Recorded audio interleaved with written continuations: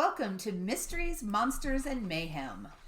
The not safe for work podcast of monsters, both human and otherwise. And, you know, freaky stories and all that good stuff. We do love a good freaky story. We do love a good profanity as well, and that's your warning at the top of the show. Yep. We like a good F-bomb. We like a little blood and guts. That's right. So we like to talk about people getting murdered. Well, that's true. It can never be the people we really want to get murdered, but right? Why is that? We can fantasize. Yeah. That's why we're writers. Exactly. And who are you? I'm Shannon Lawrence. I'm a writer. I'm a podcaster, fancy that, and a student, and a mom. And you can find me at thewarriormuse.com. What about you? I am MB Partlow. I'm a writer. I'm a podcaster. I'm an organizer. I'm a retail drone and a pseudo-cryptologist, cryptozoologist. I'm a procrastinating organizer. I do much better organizing for other people than for myself. Mm-hmm. Yeah, I mean, if I organize my life the way I organize, like, non-conference events, for example, like, that would be great. If I could organize my life like I ran conference, of course I had people to delegate to. Just in case, so we don't forget at the end, this is the final episode of our first season. So, yeah. We'll be taking a 2-week break, and then we'll be back with a brand new season, and we'll be coming up with some new things soon. Yes, some fresh and fantastical episodes. Yay! So if there's anything you would like to see us do in the second season, please let us know. You can reach us through our Facebook page. Look at me getting this in at the beginning. Boom. You can reach us on our Facebook page, which is Mysteries, Monsters, Mayhem. No, it has the and Mayhem. Mysteries, Monsters, and Mayhem on Facebook. You can email us at mysteriesmonstersmayhem@gmail.com, or you can find our website, mysteriesmonstersmayhem.com. Yes, and there is a form there for you to submit stories to us and stuff, because we usually ask for stories at the end. So. Yeah, we just switching shit up today. I know, and you know what else is switched is that you didn't do watch things, you didn't read a bunch of things, and then I watched a shit ton of things because I had a blow-off week. Yeah, I feel like I didn't do my homework. Right? I failed. You will have still read something, right? Yes, I did. I did. Well, I read 2 more. God, people are going to get so tired of hearing about this. I read 2 more Terry Pratchett novels. I read reread. It's a phlegmtastic day. Yeah, it is. Carpe Jugulum, which happens to be the first Pratchett book I ever picked up, just because I liked the cover and I liked the title. I saw it at the library years and years ago. Oh my God, 20 years ago. Because I don't think I had children. More like 25 years ago. Yeah, it's good to say. Yeah. Oops. I'm not gonna edit that. And then I read the one that comes after it, Jingo. Oh. Which is truly funny because it's about this city that pops up out of the deep in between these 2 countries. Oh, fun. Kind of like Atlantis Rising. Yeah, coming back. Yep. But goofy. Yeah, but goofy, yes. But goofy. What did you read? I read One of Her Own by Sean McGuire. And it's a mystery with an MMA fighter. One of Her Own? Yes. One of Her Own. And it's Sean, SHAWN. McGuire. Yeah.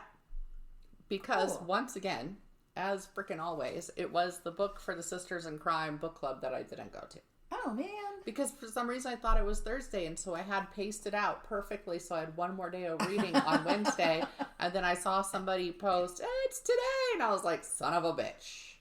And I'm not going to go to the book club that close to the end if I haven't read the end of a mystery. So, anyway, it's set in Hawaii.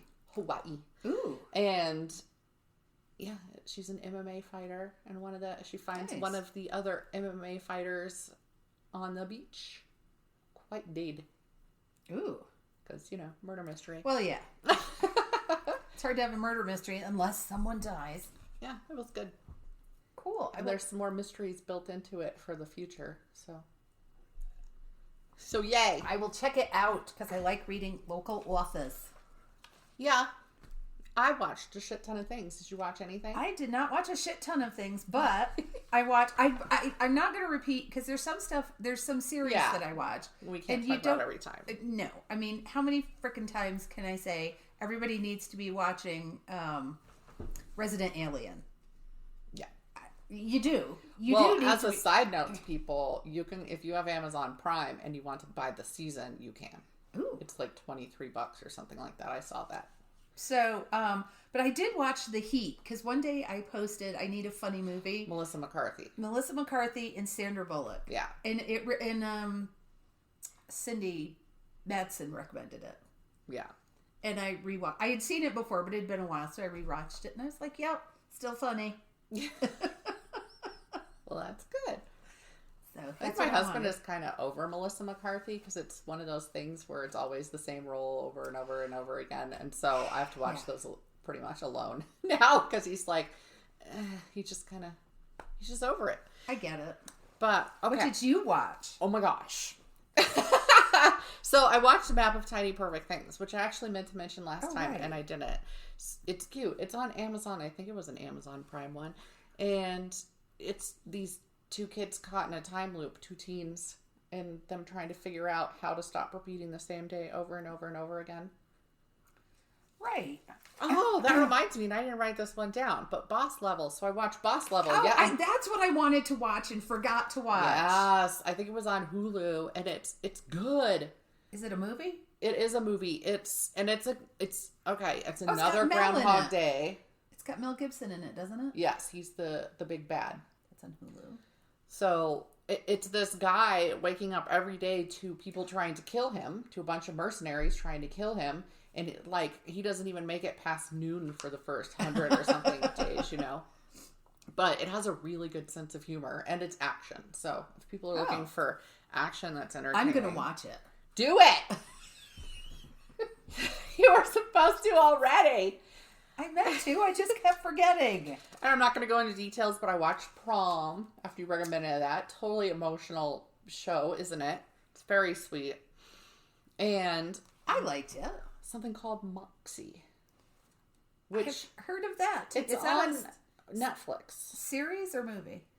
Now, here's the thing. I watched it, and I'm pretty sure it was a movie, even though I thought going into it was a series, so now I'm confused about whether I missed transitions or something. I think it was a movie. It has Amy Poehler in it as the mom. The mom role you get eventually when you're 30.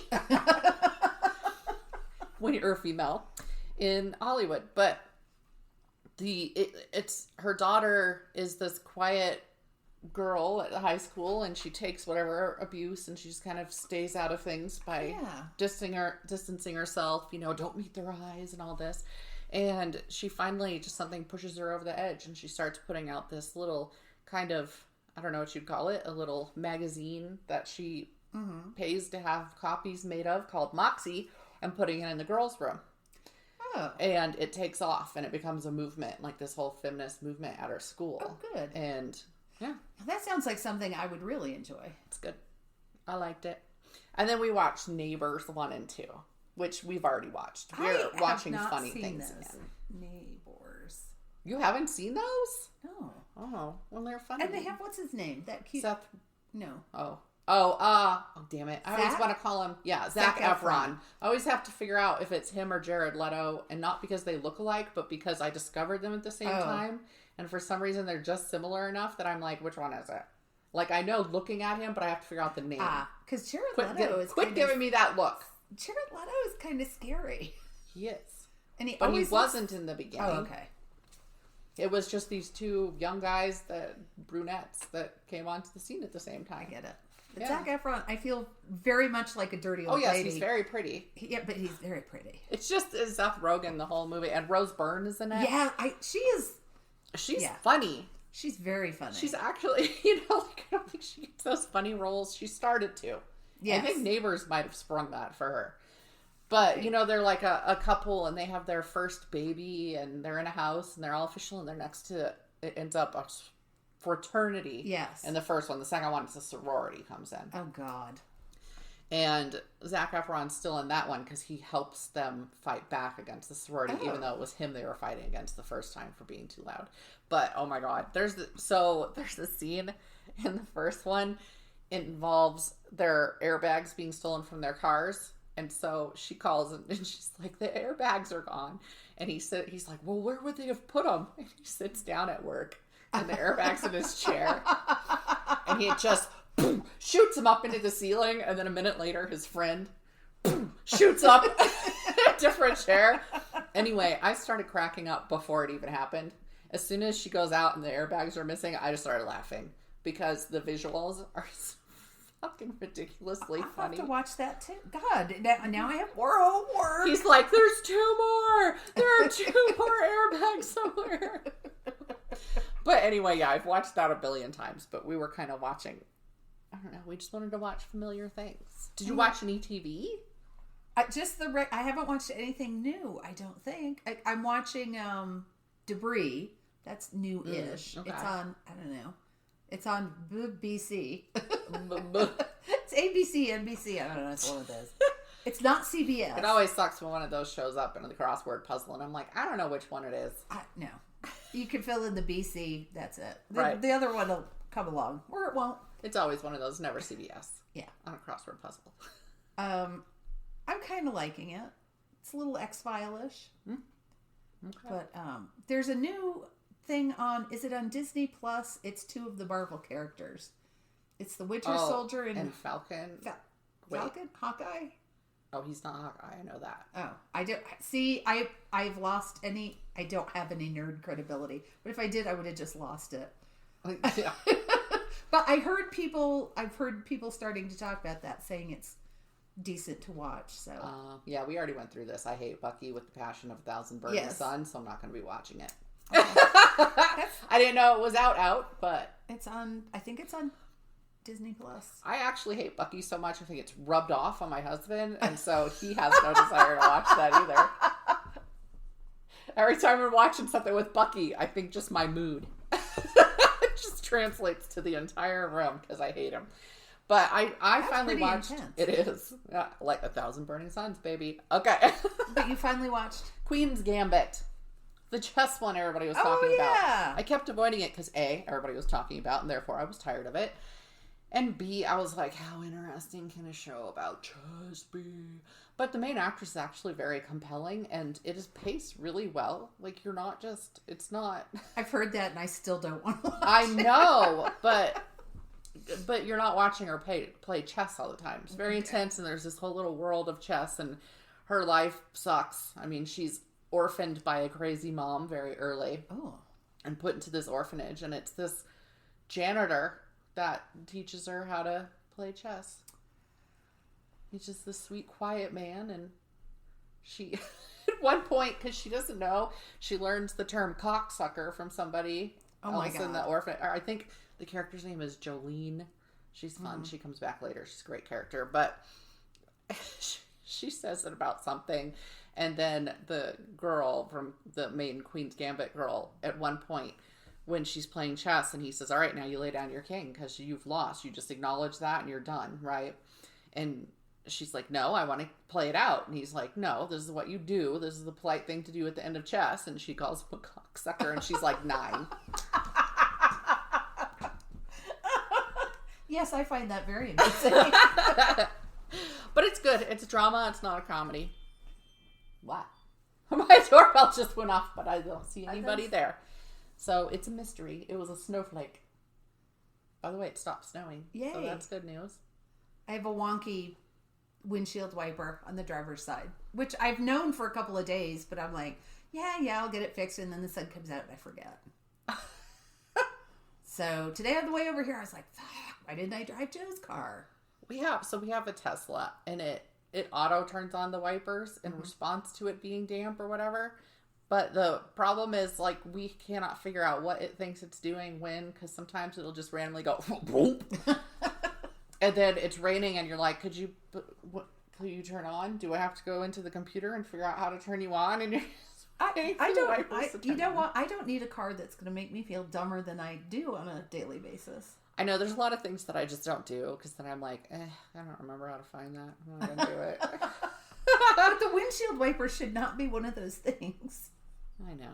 That's That's like one of the reasons I don't drive it that much. You know, you got to be able to access that. The Tesla's not my favorite. It's my husband's. And it's the perfect car for him because he's a computer geek. And I do love the fact that it makes fart noises.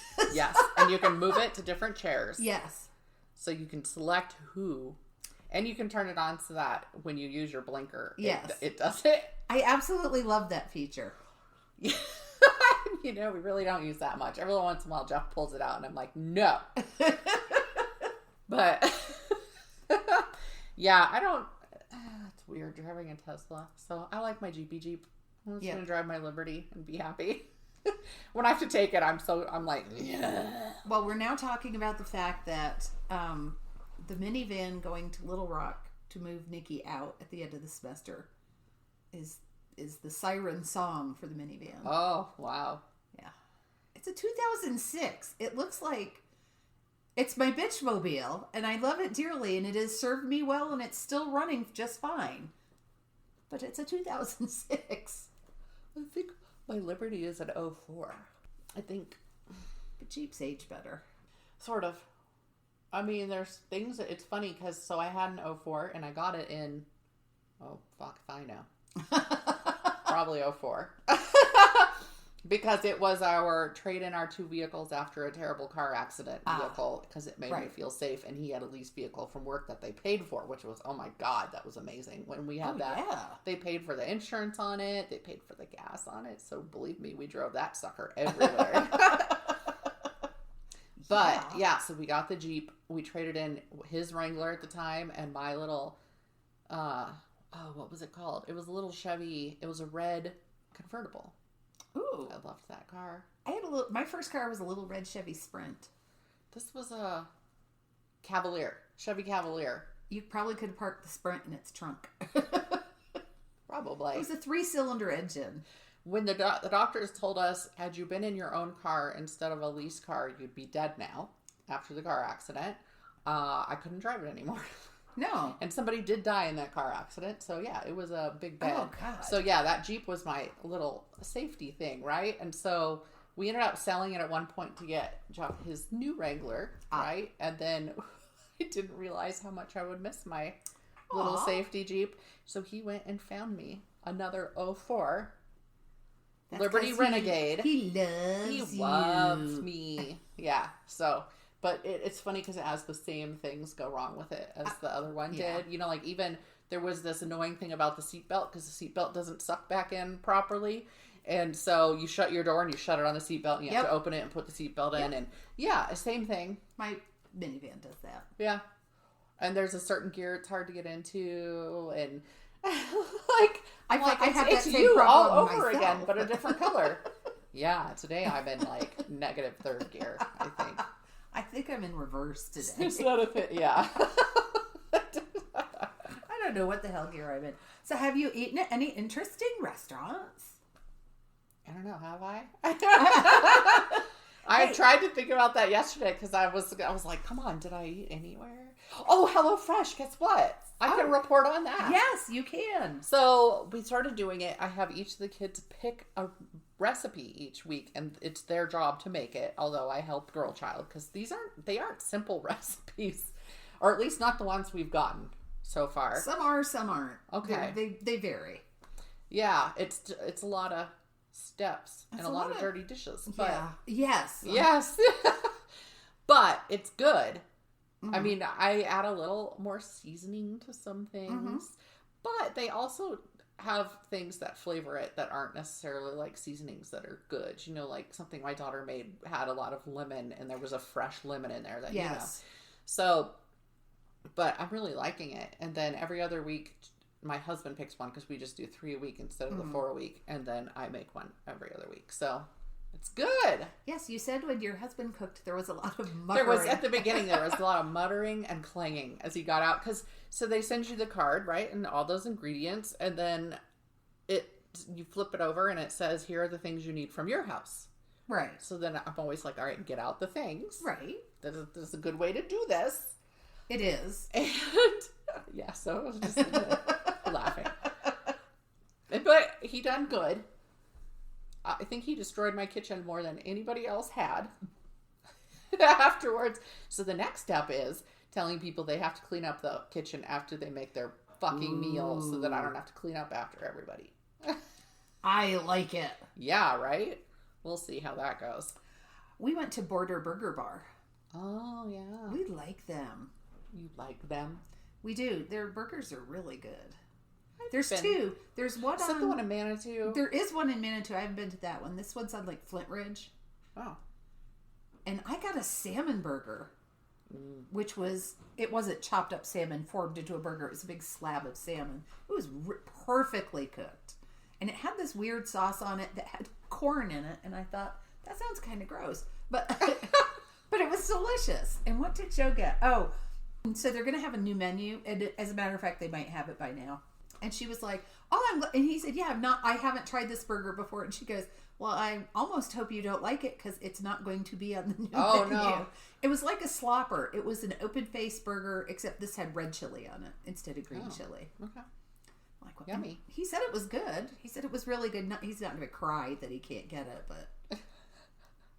I mean, I'm pretty much game for anything that has chili on it most of the time. Yeah. I'll eat green chili at any meal. I'll even eat red chili anytime, mostly, except now I'd make it with bison, so whatever. Yes. But chili's yummy. I like it. I guess we should start. We should. And you're going first this time. I am. I'm going to do... I'm just going to give his name, because then if people don't recognize his name, they'll know the story soon enough, I think. Yes. So, Charles Whitman is who I'm covering, and my sources are Britannica.com, Wikipedia, and Penn Live. And, okay. So, on August 1st, 1966, 10 minutes before noon, on the campus of the University of Texas in Austin, a gunshot went through the belly of an 8 months pregnant student, killing her unborn child immediately. What followed was a volley of shots, first on students, then on people on a nearby street, Guadalupe Street. Oh my God. Who were it was a street that had like little cafes and bookstores and just a busy little street by the college. Like Tejon Street here. Yeah, they were just doing their shopping. 500 yards away. Oh. By the end of the mass shooting, 14 people, including the unborn baby, would be dead, with more than 31 wounded. One of those 31 died 3 decades later, after refusing to proceed with the daily dialysis treatments he'd had to do since the shooting, because of the damage. And so he is counted among the murdered. Wow. His death was actually put down as murder, because it was. And he lived an awful life. But... in addition, the perpetrator's wife and mother would be found dead in their homes later that day. But they'd been killed first. The shooter was 25-year-old Charles Whitman, an ex-Marine and student at the school. But why did he commit the crime spree? That's the big question that still comes up with this. Well, and I've heard about this. Everybody's heard about the bell tower. Yeah. But I don't know. I didn't know all the details. Of course, people who are into this probably know much more than I do. Well, but that's why I'm doing it, because I didn't know all the details. And of course, anything that has a connection to this person had terrible migraines, terrible headaches, and did something terrible, I'm like, haha, look how well I function, bitches. So I'm going to cover that. That's right. All right. Well, tell us more. All right. Charles Whitman's father was a plumber, and he was known to be overbearing and abusive. He abused his wife. He abused his kids. Whitman was a bright but a poor student. He had a high IQ. He was tested at 139 as a preteen, but he just didn't necessarily do well in school. He mastered the piano as a child, I think they said by the age of 12. Oh my God. And was one of the youngest Boy Scouts to make Eagle Scout. I think at that point he was the youngest Boy Scout to make Eagle Scout, which I guess that's a big deal because it was said like it was. Never having been a Boy Scout myself, I don't know. He made enough on a paper route to purchase a Harley, which he then continued to use on his paper route in high school. That is panache. Isn't that was fun. I found that in like the third thing I looked on. I was like, well, that's going in there. Yeah. Because wow. Like my husband made enough doing lawns that he was able to buy a riding lawnmower to use to do Right. lawns, and it just like that entrepreneurial thing. I was like, But enough to buy I a babysat. Harley. I know. And then use the Harley To do your paper route. I love that. So he was also an excellent marksman. It was the one thing that his dad did and supported. He trained all 3 of his boys. Charles was the oldest, but he trained all of them on shooting. And he was very proud of what a marksman he was.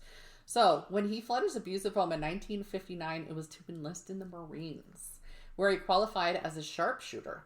His father didn't know until after he'd left that he'd enlisted, and he actually called like some branch of the federal government, they didn't say what one, to see if they would take back his enlistment.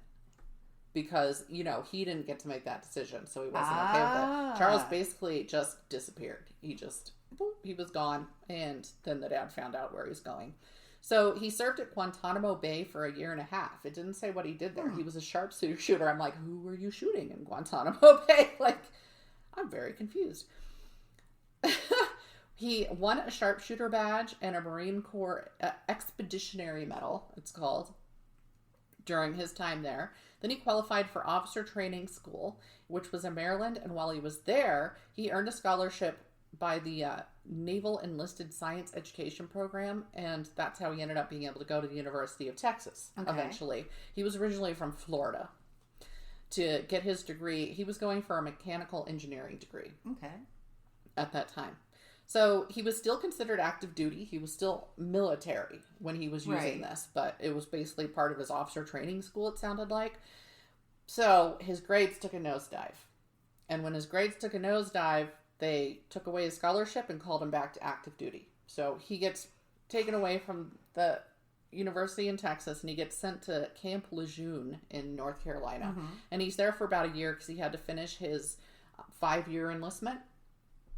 So while he's there, he gets into some trouble. He got in trouble for gambling. He threatened another Marine. The Marine owed him money. And I guess even when the Marine paid him back, he didn't pay him the interest that Charles had decided he owed him. So he threatened him with a weapon. And he also got in trouble for possessing a personal firearm on base. So he gets busted down from Lance Corporal to private. And this is somebody who, in like his first year, got a medal, got a badge. So he had been on the fast track going up, and now boom. And all of a sudden he's back down to private. He gets out of the military. He actually ranted a lot about how ineffectual or disorganized or something they were. So he had, I don't know, it seems like a change happened there from when he was first there. He returned to school in 1965 and he switched to architectural engineering. And now in 1962, he had married a fellow student. So this is before he gets busted and sent back out. Okay. And she's still going to the school while he's in the military. She finishes up. She ends up being a teacher. His mother left his father and moved to Texas in 1966 to be near Charles. He helped her move. He actually drove out to Florida from Texas, helped her move, called the police, made sure an officer was on site when he moved so the father couldn't do anything about it. Oh, wow. Because that's how scared he was of his dad, was that he would hurt him or his mom during this process. She moves out. She gets a job in her own apartment, but she lives there in town with them, near them. Right. So he starts suffering from severe headaches, and it doesn't say when this starts. So I don't know if it started when he was still in the military or not. But he goes to a bunch of doctors about that and the fact that he's having very violent, dark thoughts. And he finally goes to a counselor after all the doctors, they throw drugs at him, which is what doctors do. And they put him on Valium too at one point. But he goes to the shrink, and the shrink put in his notes, this massive muscular youth seemed to be oozing with hostility, that something seemed to be happening to him, that he didn't seem to be himself.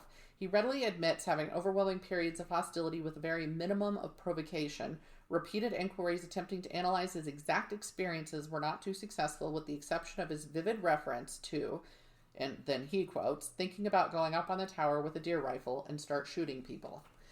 And so the psychiatrist tells him, you need to come back next week. Well, he doesn't. And instead of, reporting it to the dean or whatever, because this was a school therapist, right, that he's talking about going up on the tower and shooting people, it just goes away. Right? Okay. The night before the shooting, he wrote a suicide note. He actually wrote it like it was a process. So he starts typing it up. And one section read, quote, "I do not really understand myself these days. I'm supposed to be an average, reasonable, and intelligent young man. However, lately, I cannot recall when it started, I've been a victim of many unusual and irrational thoughts. After one session, I never saw the doctor again, and since then I've been fighting my mental turmoil alone and seemingly to no avail. After my death, I wish that an autopsy would be performed on me to see if there's any visible physical disorder." Wow. Yeah, and here's the thing. I'm going to come back to that later. Because Okay. there was. He stated that he planned to kill his wife and mother. He put this in the note, and he said he was doing it so that he didn't want them to have to deal with the embarrassment of what he was going to do. Now, in his suicide note, he never says what he's going to do.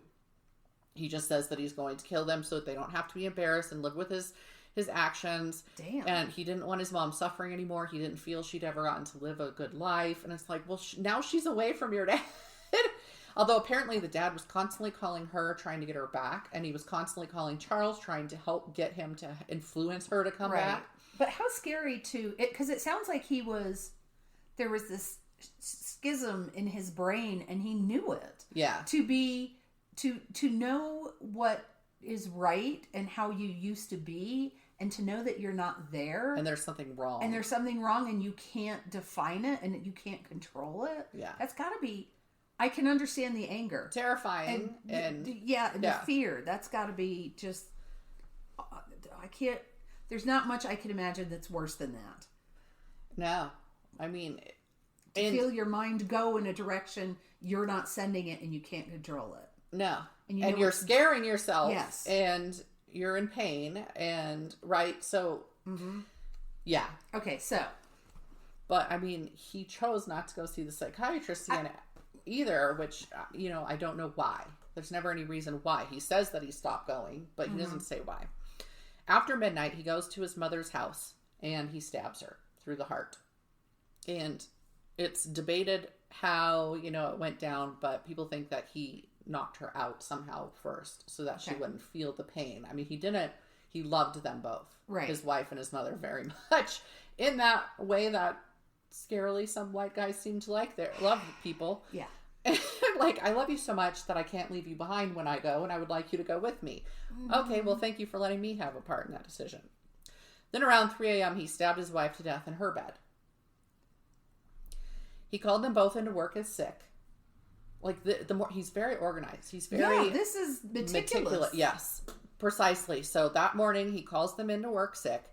Then he goes home. He finishes the suicide letter, right? He types it up to a certain point, and then there's more added in ballpoint pen afterwards. So near the end, he says, and this is in ballpoint, "I imagine it appears that I brutally killed both of my loved ones. I was only trying to do a quick, thorough job. If my life insurance policy is valid, please pay off my debts. Donate the rest anonymously to a mental health foundation. Maybe research can prevent further tragedies of this type. Give our dog to my in-laws. Tell them Kathy loved Scosi very much. If you can find in yourselves to grant my last wish, cremate me after the autopsy." I mean, it's also like his words are so present. Yeah. And yet he's still doing the thing. He's never doubting it. He's not raving. He's not talking about little green men coming out of the vent. But yet he's made this decision. And it's very organized. Oh, look, it's snowing again. Yeah, it's so organized and so thought out. Yeah. Oh, and I'm so proud now to say I'm an organizer. Right? How are you feeling about that now? Oh, a little iffy. Gotta tell you, a little iffy now. I would maybe procrastinate my murder of a bunch of people. On the outside of the envelope, so he pulled it up, he puts it in an envelope, and then he writes one more note in pen. It has the date, August 1st, 66, 8/1/66. "I never could quite make it. These thoughts are too much for me." Wow. The thing is, I didn't see any conjecture on what his mental, for instance, they never say the word schizophrenia. They never say anything like that. So I thought that was interesting that they're trying to figure out, I saw a lot on trying to figure out physically what went wrong. But not on, I'm like, what happened in Guantanamo in the time he was there? That, PTSD never comes up, for example, but I don't think he was anywhere war related. I mean, Guantanamo is just like a prison island, right? So I I'm at a loss to figure it out, and it surprises me that I didn't see anything online trying to say, here's an actual issue. So, later that morning, he takes some bad checks, cashes them. Why the hell not? Right? He uses the money to purchase additional weaponry. Well, by the time he got up there, he had several high-powered rifles. He had handguns. He had a sawed-off shotgun that he had done. He had over 700 rounds of ammunition that he purchased. Oh. So then he goes to the clock tower on campus. He's dressed in workman's coveralls so that he can claim that he's there to do some work. He has a fake pass that he uses to park the truck that he'd rented, and he gets a dolly, and he takes all his stuff up there. He had packed a footlocker, and he packed it with, his weapons and ammo. Also, he had headache medication in there. He had deodorant, toilet paper. I'm like, how long were you going to stay up there, dude? Food, like Spam. He had bought Spam, stuff that he could just eat out of the can up there. Earplugs, coffee, binoculars. There was a razor, which I was like, explain, please. There was rope. There was lighter fluid. A radio. And there was a bunch more stuff. But that was just some of the stuff that stood out to me. A woman named Vera Palmer is working on the main floor. Elevator doesn't work. She has to activate it for him. He says, oh, thank you, ma'am. He keeps telling her, you have made me so happy. Thank you so much for your help. He goes up. So she lives. He goes up in the elevator. But boy, what guilt she must have felt. Oh my God, that's all I could think about when I was reading that. She totally shouldn't. I mean, it's not justified, but at the same time, to think, oh God. So the elevator stops one floor below the observation deck. He carries all that stuff up the steps, one flight of steps. And he walks onto the floor that has the observation deck, and there is a receptionist up there. And so the observation deck is about 231 feet high, so that people have an idea. Edna Townsley is the receptionist. He bludgeons her with the butt of a rifle, and hides her body. And some people come in off of the observation deck, and they haven't seen this, and they see his gun, and they're like, "Oh, you're gonna shoot pigeons?" And they have a little conversation. He tells them to have a great day. They walk downstairs, and after they go through that door down the stairs, he starts to move a couch over in front of it. And then as he's doing this, I guess this family comes up. It was in-laws, a man and woman, and then their family came. So there's 6 people total. 2 of them are their kids. And the kids push, ease through the door, through this crack, and he starts firing. He shoots the kids. He starts shooting down the steps at the people who are running away now because he doesn't want to tell anybody anything's happened. And let's see. So 2 of them are killed in this. One of the kids. How old was the kid? So the youngest was 16. So they were older, a teenager and an adult kid. So 16-year-old Mark Gabor and his aunt Marguerite Lamport are killed. Mark's older brother, who had also squozen in there with him, he ends up, his injuries make it so that he can't continue at the United States Air Force Academy here in Colorado Springs. And his mom gets paralyzed from the neck down, and she was legally blind afterwards. So she was blind and paralyzed from the neck down. What kind of life was that? So after shooting them, he finishes off Edna, who wasn't dead yet. He shoots her and finishes her, the receptionist. Oh. Yeah. And then he goes and he sets up for the shooting, and all of this occurs in about a 20-minute period of time. So between when he parked and signed in. So he's quite efficient. He's absolute military training at its finest. Wow. Yeah. The first victim to be shot from the tower, as I mentioned before, Claire Wilson is her name. She's the pregnant student. The shot goes through her abdomen and kills the baby. She's not dead. Her boyfriend tries to help her, goes to help her, Thomas Ekman, and he's shot and killed. So she's lying there, just bleeding. And a woman named Rita Star Pattern, isn't that a great last name? Star Pattern. I like that. She keeps Claire conscious for over an hour, just lying there talking to her and trying to keep her conscious and calm, which I just can't even imagine. But then James Love and John Fox, they brave the gunfire while it's still happening there at the end, and they carry her to safety. they get her out of there after that hour. Good. She ended up being hospitalized for 3 months following the shooting, but she did live. Oh. And again, she lost both her baby and her boyfriend. The third victim was Robert Boyer, a mathematician who had a paper published posthumously and is the Boyer half of the Boyer-Lindquist coordinate creators, which I looked up. And the coordinates have to do with black holes. I was going to say the whole thing, and I was like, forget it. It means nothing to me. It means nothing to most other people. It's not going to mean anything to me. But, like, this was a guy who was making it. You know, like, he was going to become somebody. Yeah. Anyway, after him, the next person killed was Thomas Ashton, a Peace Corps volunteer who was walking to meet his friends for lunch on Guadalupe. He was one of the ones just over on the street, walking to meet 2 other Peace Corps volunteers. 17-year-old high school student Karen Griffith was shot and died 7 days later. So she was lying. A lot of these, I mean, they were shot and then they just had to lie there. Right. And this went on for 96 minutes. Thomas Carr was a college student who tried to help her, and he was shot and killed in the process. He died 1 hour later. David Gumby was the student who died 30 years later when he went off dialysis. He was on his way into the library to get a book he'd forgotten when he was shot.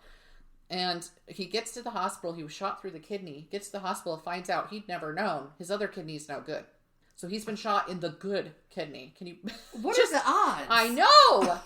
God. So that's why he had to be on dialysis for the rest of his life. And apparently it was a terrible, painful life. And after those 30 years, 2001, he says, I'm done. I'm not doing this anymore. And so then he dies and gets attributed. Paul Sontag was shot in the mouth. So they had hidden when the shot started, and he stood up suddenly. They didn't say why. I don't know what happened.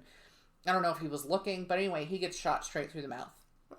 His girlfriend, Claudia Rutt, tries to help him. Her friend's pulling her back, and as her friend's reaching and pulling her back, the shot goes through the friend's hand, and it goes into Rutt, and Rutt ends up dying. Oh, my God. But obviously the person whose hand it was that was shot, she was fine. Sontag's grandfather was the news director for KTBC News, a local news station, and he found out his grandson was dead when they were reading the victims' names on air. Oh, fuck. Roy Schmidt was an electrician who had sheltered behind his car 500 yards from the tower, and then he decides, well, he can't get me over here. And he stands up. He was not out of range. So he was the most distant fatality from the tower at about 500 yards. Billy Snowden, the basketball coach, was the furthest shot from the tower as he stood in the doorway of a barber shop, not realizing what was happening. Right. Just standing there. He was just over 500 yards away, but he did live. Harry Walchuk, a PhD student, was shot when leaving a magazine store on Guadalupe. Someone called in the shooting at some point, right? Police arrived actually pretty quickly. They were there within about 10 to 15 minutes, and that's when most of the casualties occurred. Oh. There are only really 2 more casualties after the police arrive. So it's important to set the scene here. The police, this is a new thing. Right. The police there's no such thing as an active shooter at that point, which now we know those words all too well. Active shooter. And almost everybody who works outside of the home has been through active shooter training. Right. Now. But then the police, they have no understanding. Yeah, I mean, this is almost a militaristic thing to deal with. Somebody shooting from up in a tower. There's no training whatsoever. Their entire response is completely disorganized. There are cops that hear about it on the radio and show up off duty. There's nobody, from what I could tell, assigning them to do anything specific. It's completely haphazard. So it's crazy. Because nobody knew what to do. They have no idea what to do whatsoever. So, but here's the thing that I rather enjoyed. It's Texas, right? So there's private citizens that hear it on the radio and show up with air guns too. So the cops and the private citizens are shooting back up at the tower. At least one of the people injured, it just says they were injured somehow during the shots back and forth. So basically friendly fire. Okay, but they didn't die. So after people start firing back at them, though, and by the way, some of the college staff are armed and come out and start because it's Texas. But he's in a tower. I mean, what are they shooting at? It does work, though, because here's the thing. With people firing back at him, he has to duck down. He can no longer just sit there and take these aimed shots. So he actually starts shooting through these grates that are around the edges, right, for it to drain if it rains up there. Oh. And so he can no longer aim. That's why only 2 more people die at that point. Okay. So yeah, they helped. So Billy Speed is a police officer who shows up, and he and another man are taking, they're sheltering behind a column. There is a hole. There's what was it? They said a 6-inch gap in the masonry. He is shot through that and killed. Yeah. He had binoculars. He had his sight. That's true. And he was a sharpshooter. So he's the second to last to be shot. And Harry Walchuk, the PhD student on Guadalupe, who was leaving a magazine store, he was the last. Okay. Ultimately, 3 officers and the armed campus bookstore manager end up on the floor. I think it was above the observation deck floor. They'd gone up and there was kind of like a balcony. They get up there together and they start planning. This isn't planned. They're not the bottom like, let's get up there. This is just a couple of cops have found their way through this maze of somebody shooting at them and this bookstore manager, and they're the ones that take him out. So they get up there, they make their plan. 2 of the officers shoot and kill him in this murder spree. When they get out there, he had been listening to the news coverage of his shooting on the radio. Of course. When you said he was taking the radio up, I knew that was going to... Uh-huh. And so it was interesting. Local news had picked it up because there was like a little news station there on the campus too, Right. And they pulled out one of their cameras, and there's footage, if people want to look it up, of the camera up there at the tower. Wow. And you see like the smoke rising from the weapon as he's just sitting there firing. Anyway, that gets picked up and the local news starts playing it. But because the local news station is only a couple blocks away, and it's the news station that one grandfather worked at, they're able to get a reporter there.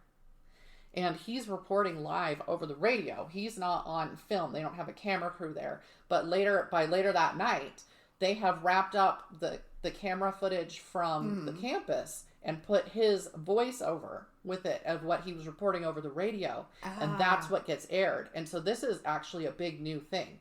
This is before there were always news cameras on site when shit was happening. This shooting made a lot of changes, and I'll talk about them. But, so this was a big deal. The 2 officers responsible for Whitman's death were Ramiro Martinez, who was off duty and had just heard it on the radio and came running, and Houston McCoy, who responded to the shooting after it came out on the radio. And I think it was his police radio. I think he was on duty. Because there was construction nearby, people had mistaken the gunshots for construction noises. You don't expect somebody's up there firing. I don't know what a sniper rifle sounds like from it's not. I don't. So, like, one of the women who was shot said that, like, the people walking along the street thinking it was construction noises, they see people fall, and they think there's some sort of acting thing from the college going on. It makes you wonder what all the college did, right? The college students and the adults were like, oh, son of a bitch. So one of them, like, the victims is like, yeah, some guy walked up and was like, get up, all mad at her for whatever he thought she's shot and lying there. So anyway, they also thought it might be an anti-war protest. So that's why it was so easy to shoot people. They're still going about their day. Not on obviously the people right there on the campus have figured out what's going on. But over on Guadalupe Street, 500 yards away, they have no freaking idea. So he shoots down like a boy delivering newspapers. He was not one of the fatalities, though. I read all of the fatalities, but 31 injured. Yeah. So anyway, it amused me that they're like, fucking college students doing their bullshit. During this time, they get an armored car from like a bank, like an armored car. Police didn't have them yet. Right. And that's what they start using to try and come in and get bodies and stuff while the shooting's still happening. Because again, 96 minutes for the shooting from beginning to end. Several ambulances from funeral homes started helping the wounded. So I don't know why it was from funeral homes if they didn't have like ambulance services at the time. Or maybe they just needed more than they had. No, they said those were that was it. That they had ambulances from funeral homes and this armored car they pulled from the bank. There were 2 ambulances. Huh. Yeah, so I don't know. I wasn't going to look that up. But so just to say, it's worth going to look on Wikipedia because Wikipedia lays out all of the shootings. So all of the injured, how it happened, all of the killed, how it happened. There are a ton of stories in this about people helping other people, and some of them got shot and some of them got killed. But there were people who braved the the fire to go and pull people out. And so it was very positive when I'm feeling very anti-people. Yes, that is I sat there and read through that list last night. And that's actually why I went back and added all of the names of the people who were killed and what happened with them. Because several that I mentioned, it was this person went to help and they got killed. And this, So anyway, it's a nice little, if anybody wants to go and be reminded that there are good people, go read through that list. Of note, the autopsy found a pecan-sized astrocytoma brain tumor. Ah. Yeah, all those doctors he went to at least 5 doctors in a short span of time, and not one of them thought to do an MRI. Did they have MRIs back then? I don't know. I mean, couldn't they have done an X-ray? Something. But, so they just gave him Excedrin. That's what he was on. That's what he had in his, yeah. Sorry you have a tuber. Here's an aspirin. Yeah. I will say, just for the record, that one of the first things my doctor did when my migraine came and wouldn't go away was do an MRI. So I have some great slides of my brain. It's awesome. That's a really long MRI, by the way. For anybody who's had an MRI, if they do your brain, it was like an hour and a half or something of lying in that tunnel listening to the pounding. Bong, bong, bong. Boom, boom, boom. I almost made myself laugh several times, though, because then I decided it was like, I don't know. I was trying to stay awake. Something like, it sounded like kids pounding on it. And then I had images of clowns, and then it was great. I have to entertain myself somehow. I did get to have music, though. All right, the person completing the autopsy didn't feel the tumor had any bearing on his actions. Which, all right, dude. Okay. I'm sorry, Mr. Coroner. Coroner. Okay. What exactly is your field of medical expertise? Because tumors? There are some parts of the country where coroner is an elected office, and you aren't even required to have a medical degree. Oh, I know. So I don't know what it is in Texas. I'm not maligning this person if they were how do you not? If somebody's going slowly crazy, they're having headaches, and they go and shoot a bunch of people. But I'm sure this walnut or pecan? Pecan. Which is this? There's a big. I have pecans. Fresh from Texas, actually. They are smaller than a walnut, but not by a lot. Are they? I have really large shelled pecans. Well, anyway. let's discuss pecans and walnuts. It's the size of a fucking nut. Yeah. And that's huge in your brain. If you think about that and put that up to your head, that's huge. Yes. All right. So the governor, John Connolly, creates a commission to investigate the incident further. He really wants to know why it happened. Because, again, this is a big new thing for them. And he's like, we need to know how and why. So on this commission are neurosurgeons, psychiatrists, pathologists, and psychologists. Okay. I mean, I'm kind of impressed that he thought to do that. But the commission felt that they could not conclusively say that the tumor did do it, but they did feel that there was a good chance it had impacted, because of its location, impacted his ability to control his thoughts and actions. And it was further conjectured that it might have been rubbing against his amygdala, which impacts fight or flight and anxiety. Oh. He was also on amphetamines at that point. It was called Dexedrine. So I don't know if that was something a doctor gave him or what. Wasn't that in Dexatrim? Maybe? I don't know. The diet pills? I don't know. I have no idea. But he had a bottle of that in his footlocker, so they don't know if that contributed. Or was he on it because of the problem, Yeah, right. Nobody knows what came first, the Dexedrine or the insanity.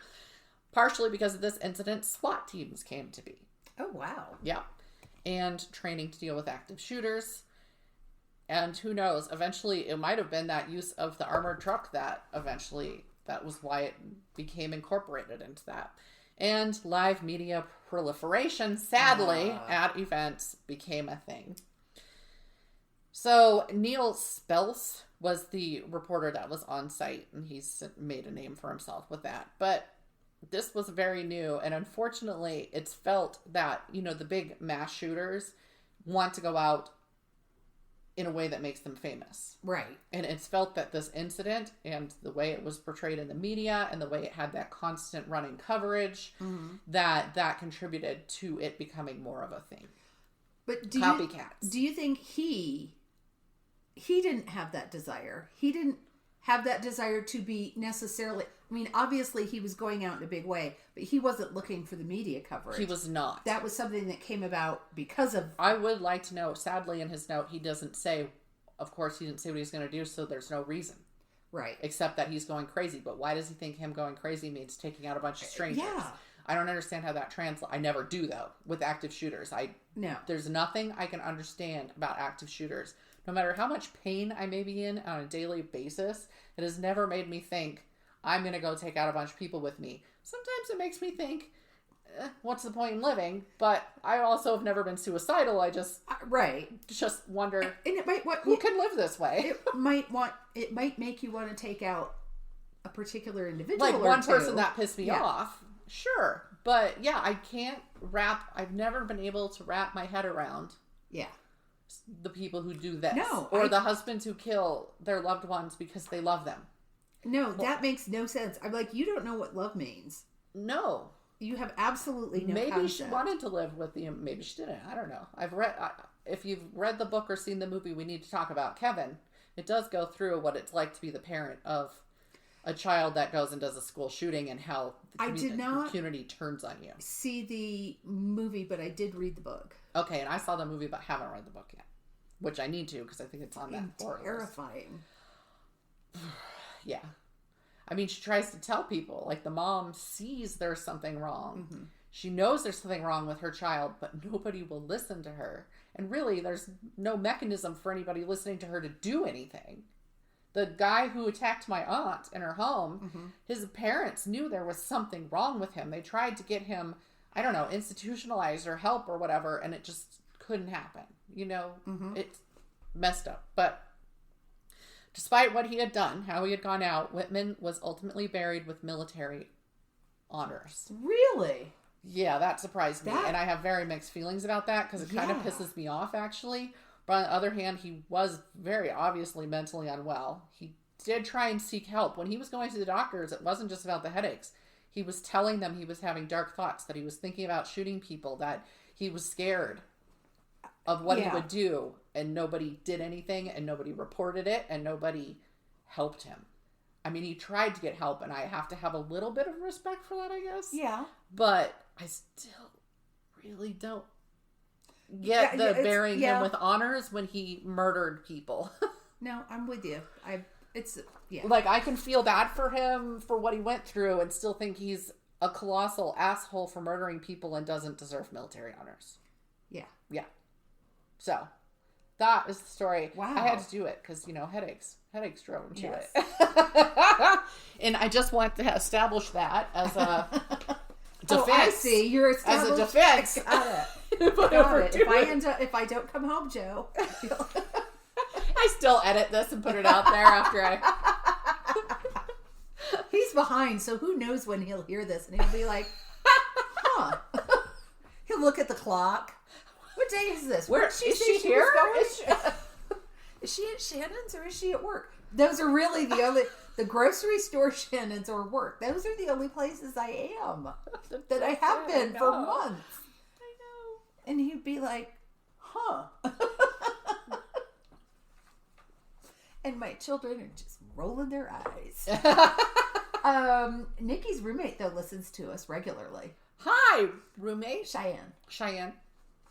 So, shout out to UALR. Fuckers. Oh, that's a shout out of a different color. That certainly is. This comes out the week after UALR graduation. In their infinite wisdom, they decided to move it from May 15th, after the end of finals, to the 24th and 25th of April, before finals even start. So stupid. I wrote to them, and I was like, very politely, said, what the fuck? What is the reasoning for this? And I got a bullshit form letter response. Yeah. Mm-hmm. So, So at this point, when you people are hearing this, I will have 2 college graduates. Wow. Yep. I might have a licensed driver by the time very this comes exciting. out. Right? Go get me this. Go to the store. Take All your right. sister here. Yes, go to the store. Oh my God, on your way home. Yes. Both of mine would be like, do you need anything at the store? Sure, here's my keys and my debit card. He's already been online looking for jobs. Wow. He was all frustrated because there was only one job, like, within walking distance. I was like, we can drive you until you have it can happen. Yeah. All right. So I'm going to talk about, because I saw a reference to it online and I went, oh, I want to find out more. I want to learn more about that. And then I want to talk about it and share what I've learned. So I'm going to talk about Typhoid Mary. Yay. Because I think that's a saying a lot of people know. We've even mentioned her. Yes, and people don't know the origin, or they don't really know and the origin. And it's crazy and gross. It is very crazy and very gross in a lot of different ways. So my sources are the National Institute of Health, the Mayo Clinic, and of course, everyone's favorite, Wikipedia. Wiki. So first, so a lot of people will say, when your kids come home from school and give everybody in the house the cold, whatever crud's going around, you call your kid Typhoid Mary or Typhoid Thing 1 or whatever. The person with their mask on their chin but not covering their mouth or nose, that's a whole different... Now we're going to call them COVID Karen. Yes. Well, the other day at the retail shop, a family group came in. Why? I don't need your children in my store or your husband. If they're not buying anything and they're just going to stand there and be grumpy and bored. I can't imagine bringing my family to go. No, to shop for clothes. No. But anyway, guy comes in. We'll call him Dad. Anyway, he comes in. He walks over to the little shoe section, sits down on the bench. I'm all for that. Take a load off. I don't care. Pulls out his phone, pulls his mask down to his chin. And he's sitting there working furiously on his phone. I don't know what he was doing. And I had to go, there's a closet there where the shoes are. And a woman had asked me for the matching shoe. So on my way back, I just turned to him and with my sweetest voice say, "Excuse me, sir, would you mind putting your mask back on, please? Thank you so much." And he goes, "Oh, well, you're welcome." Oh. But he pulled it back up. All right. I'm like, just don't.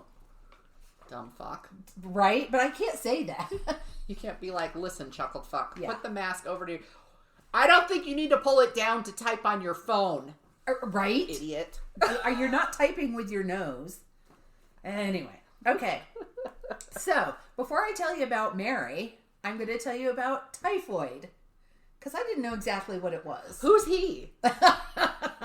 So, Salmonella typhi bacteria causes typhoid fever. It's also related to, obviously, salmonella.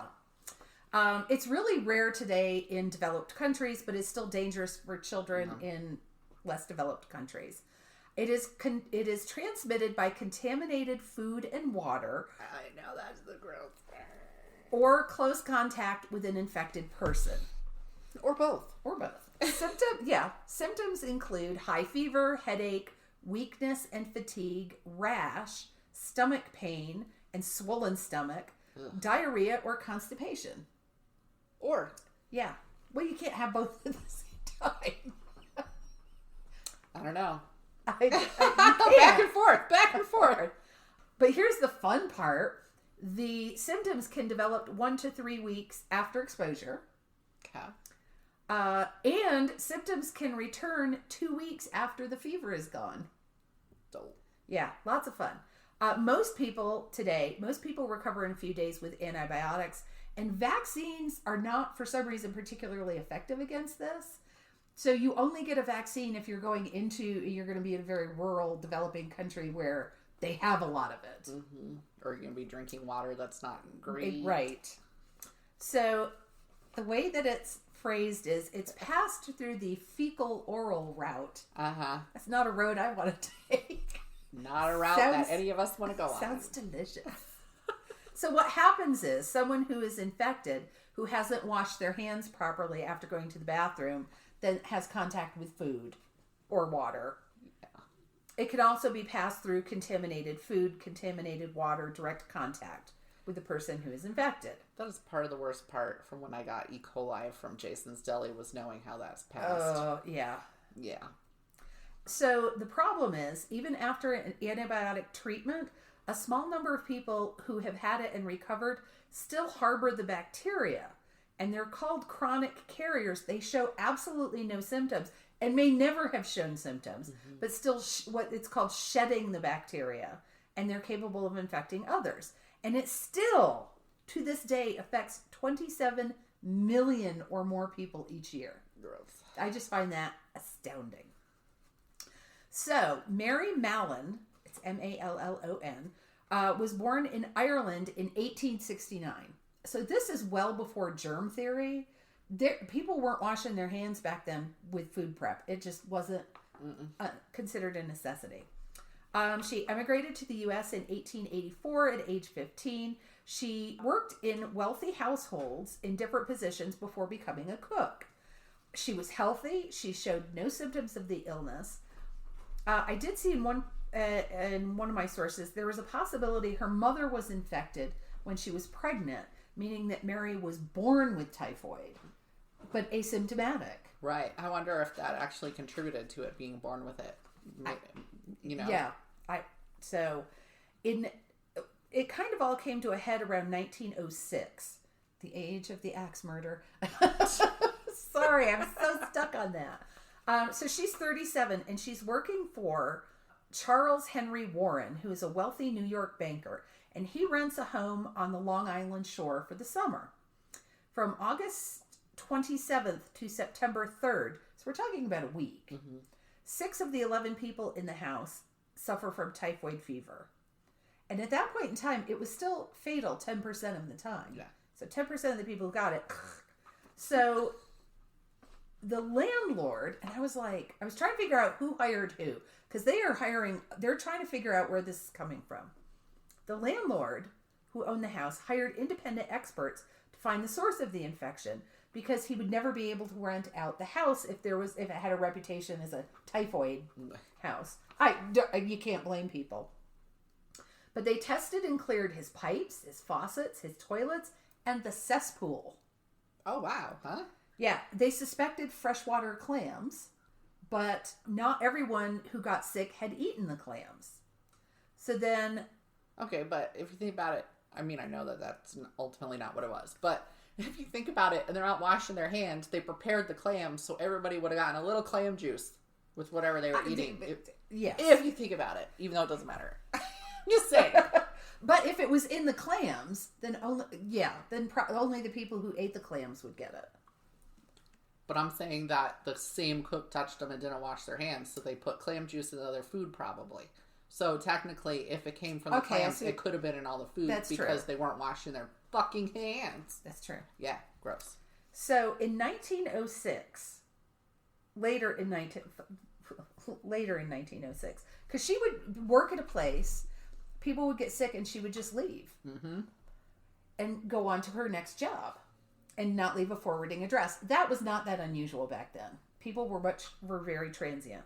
So she was hired by a man named Walter Bowen, and first his maid got sick, then his daughter got sick with it and died. So Warren, the guy with the clams, he had hired George Soper, who was a sanitary engineer, to track the source of this infection. Soper was the first to document a healthy carrier of typhoid in the U.S. Cool.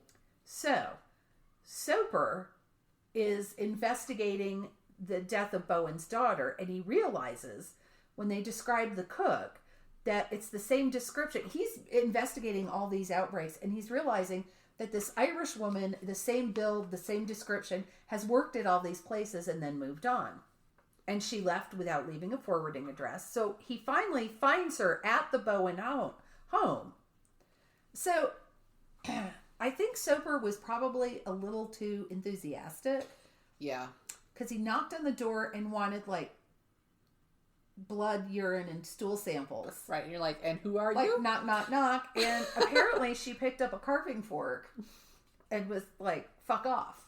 Right. As one would. She's not going to believe No. that there's anything wrong with her because she feels fine. Exactly. And there's some strange man knocking on the door. Yes. And later she says, I feel I've never been sick a day in my life. Why am I here? So because the typhoid kills every other bug that comes in your body. Apparently. So he was convinced that Mary was the culprit, so he began stalking her in March of 1907, trying to obtain these samples. Feces, urine, and blood. I mean, you can't really get... Could you imagine some weird man following you around saying, I just need some of your feces? No. You can't have it. No. She was unreceptive to this. As really? We all would be. And basically was like, just fuck right off. So finally, I believe he enlisted her boyfriend. He explained the situation to her boyfriend and said, would you please arrange a meeting so I can talk to her? I was going to say, how is a boyfriend going to get her feces? Well. No. So, yes, tracked the work history, learned she had worked for all these wealthy families. So out of 8 families she worked for, 7 of them had experienced typhoid. 22 people presented signs of the infection and some had died. There's a big debate going on over, because she changed her name and wasn't exactly forthcoming with information, they don't know how many deaths, if they could directly relate her to 2 or 3 deaths, or if it's more like 50. Yeah. So it's hard to tell. I'm going to read a piece that's direct from the article on the National Institute of Health site. That year, about 3,000 New Yorkers had been infected by Salmonella typhi, and probably Mary was the main reason for the outbreak. Immunization against Salmonella typhi was not developed until 1911, and antibiotic treatment was not available until 1948. Wow. Thus, a dangerous source like Mary had to be restrained. Mm-hmm. Mary was then frequently accused of being the source of contact for hundreds of the ill. Soper, after enlisting the support of Dr. Biggs of the New York Department of Health, persuaded Dr. Josephine Baker, who along with the police was sent to bring Mary Mallon in for testing. Baker and the police were met by an uncooperative Mary who eluded them for 5 hours. Good for her, I say. At the end, she was forced to give samples. Her stool was positive, and thus she was transferred to North Brother Island to Riverside Hospital, where she was quarantined in a cottage. Yeah. Okay, that's all the direct quote. What the National Institute of Health forgot to mention... It took 5 policemen to wrestle her into the ambulance, and once in the ambulance, Dr. Josephine Baker had to sit on her. She was quarantined. Now, granted, she wasn't in a hospital room. She was given a cottage, a little cottage to live in.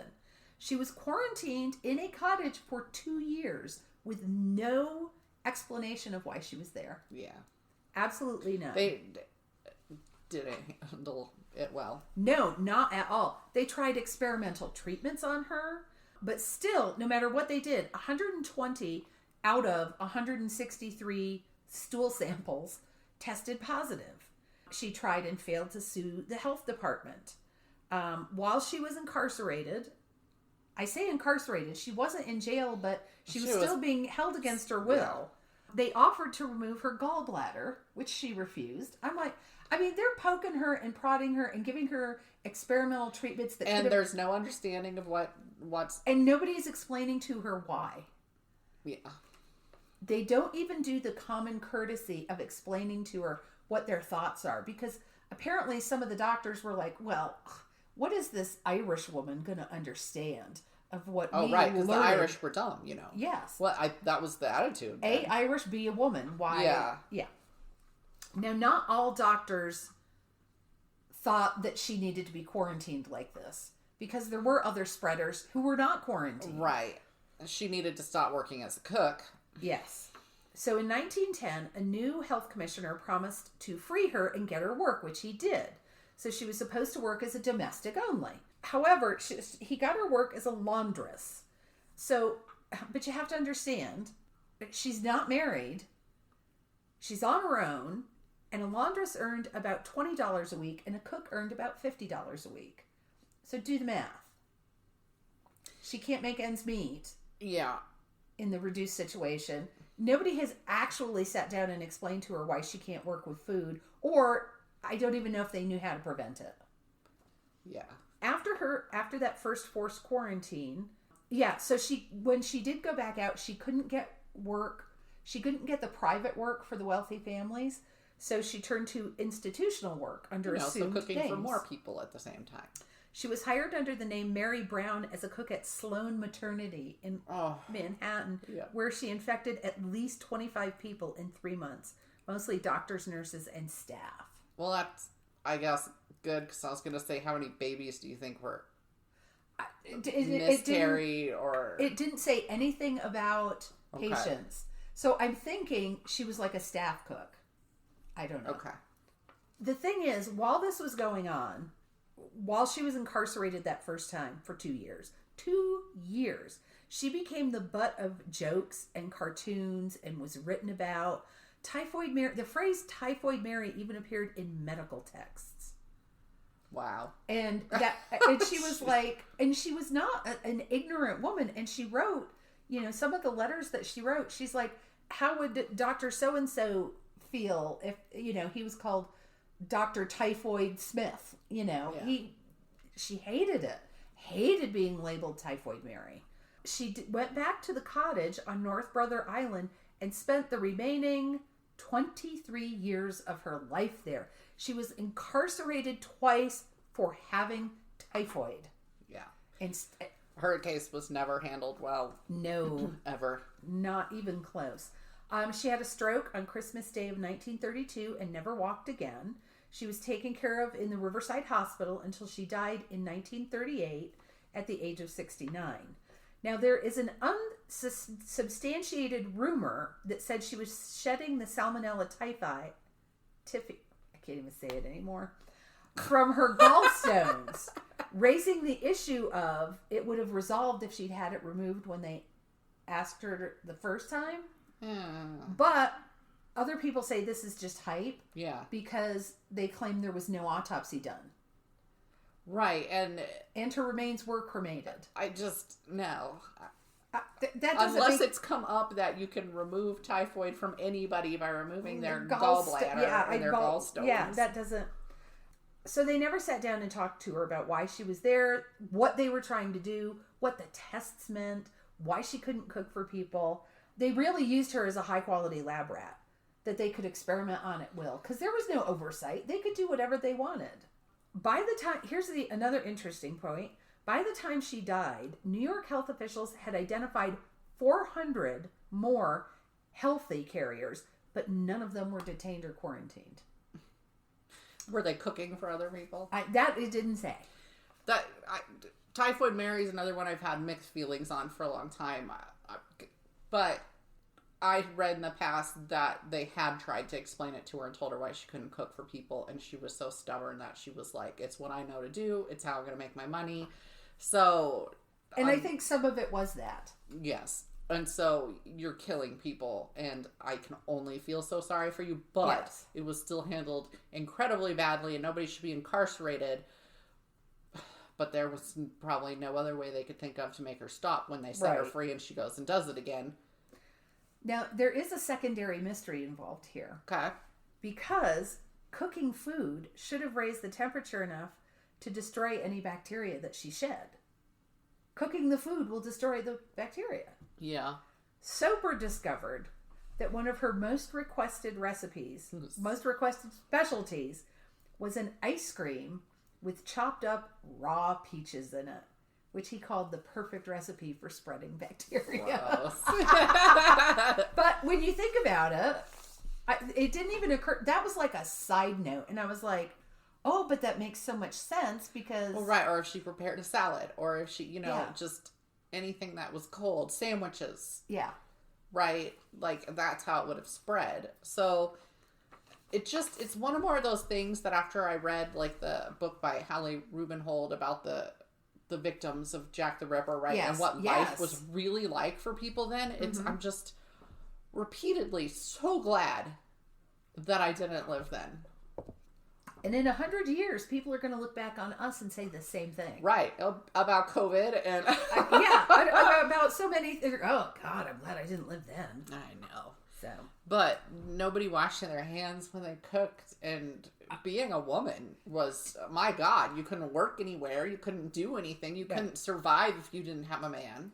One of the things I thought was really fascinating, I did not follow up on it, but it said there wasn't really a public campaign about hand washing until the 1980s. Oh, God. And I'm like, it's a wonder anybody lived.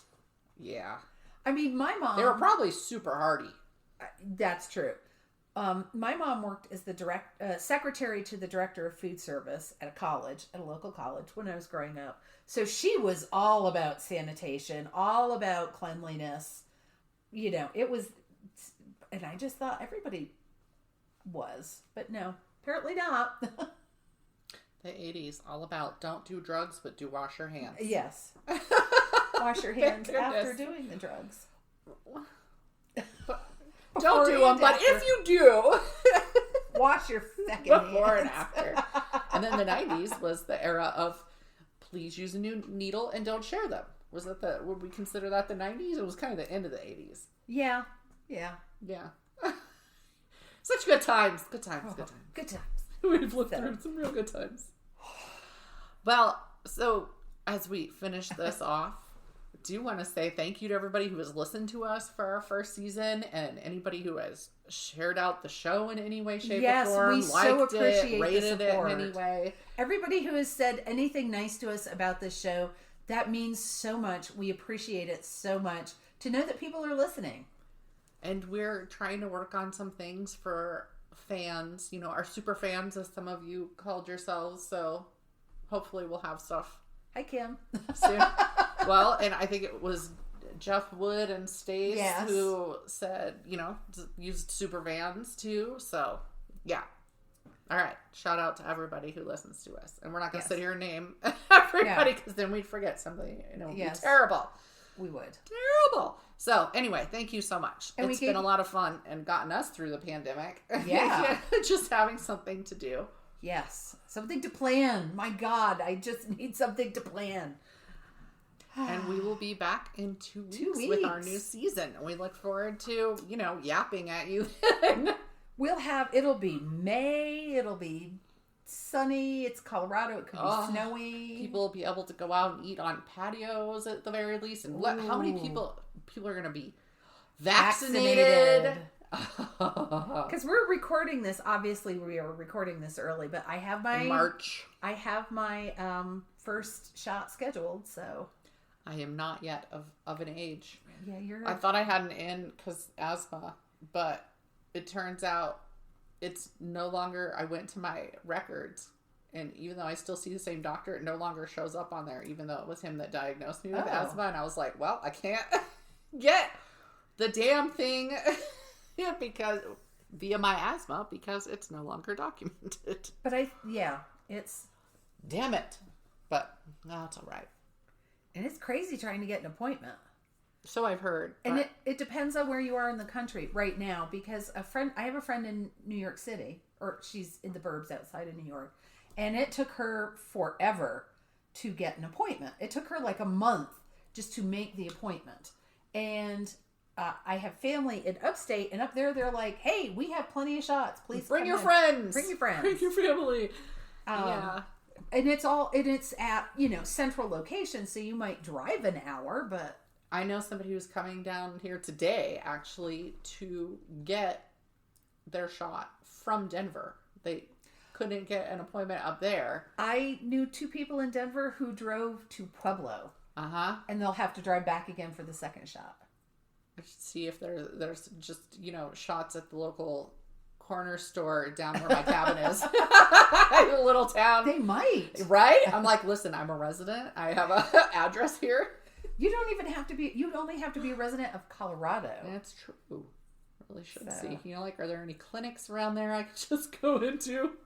Yes. So, all right. Thank you for listening, and we will see you we won't see you.